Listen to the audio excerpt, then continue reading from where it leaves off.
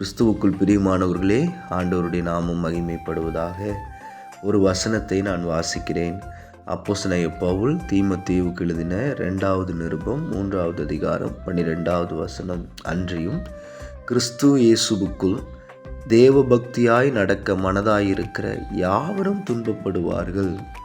பிரியமானவர்களே, இந்த துன்பம் என்பது இடத்திற்கு இடம் மாறுபட்டதாக காணப்படுகிறது. ஒரு சில மனிதர்கள் சரீர பிரகாரமாக அநேக துன்பங்களையும் வேதனைகளையும் மற்றவர்களால் சகிக்கிறார்கள். மற்றவர்கள் எமோஷ்னலாக, மென்டலாக சிலரால் பிரச்சனைக்குள்ளானவர்களாக மாற்றப்படுகிறார்கள். ஆனால் எதுவாக இருந்தாலும் கிறிஸ்துவுக்குள்ள தேவபக்தியாய் நடக்கிறவர்களை தேவபக்தி இல்லாத மனிதர்கள் வேதனைப்படுத்தி கொண்டே தான் இருப்பார்கள்.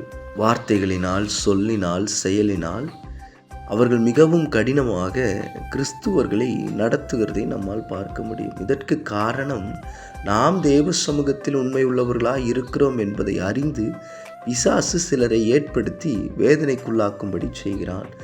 ஒன்றை குறித்தும் கவலைப்படாமல் தேவ சமூகத்திலே உண்மை உள்ளவர்களாய் இருங்கள். உங்களுக்குண்டான பிரதிபலனை கர்த்தர் தருவார். கர்த்தர் உங்களை ஆசீர்வதிக்கட்டும். God bless you all. Thank you. Bye.